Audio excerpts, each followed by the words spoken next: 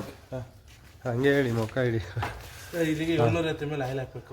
Oil gauge engine oil 2040 engine oil 750 ml ಹಾಕಬೇಕು. 2040 engine oil 750 ml. ಇದು air filter. ಇದು 5 hours ಒಂದ್ಸತ clean ಮಾಡ್ಕೋಬೇಕು sir. ಎಷ್ಟು 5 hours? 5 hours ಒಂದ್ಸತ ಕ್ಲೀನ್ ಮಾಡ್ಕೋಬೇಕು. ಸ್ಪಂಜ್ ಇರುತ್ತೆ ಒಳಗಡೆ. ಆಯಿಲ್ ಏನಾರು ಆಯಿಲ್ ಗೀಲ್ ಏನು ಹಾಕಂಗಿಲ್ಲ ಸರ್. ಆಯ್ತಾ ಸರ್? ಇದು ಆಯಿಲ್ ಪಂಪ್ ಆಯಿಲ್ ಹಾಕ್ಬೇಕು ಸರ್. ಇಲ್ಲಿಗೆ ಇದನ್ನ ಬಿಚ್ಚಿದ್ರೆ ಪಂಪ್ ಆಯಿಲ್ ಸರ್. ಇದು 1/2 ಲೀಟರ್. ಇಲ್ಲಿ ಗೇಜು ಸೈಡಲ್ಲಿ ಇದೆ. ಇಲ್ಲಿ ಗೇಜು. ಇದು ಗೇಜು ಅರ್ಧ ಬರಬೇಕು. ಎಷ್ಟು ಗಂಟೆಗೆ ಒಂದ್ಸಲ ಆಯಿಲ್ ಹಾಕ್ಬೇಕು ಸರ್? ಇದು ಬಂದು 30 ಗಂಟೆಗೆ ಒಂದ್ಸತ ಆಯಿಲ್ ಚೇಂಜು. ಇದು ಬಂದು ಸರ್ ಆಯಿಲ್ ಥಿಕ್ನೆಸ್ ನಿಮಗೆ ಫುಲ್ ನೀರಂಗಾಗುತ್ತೆ.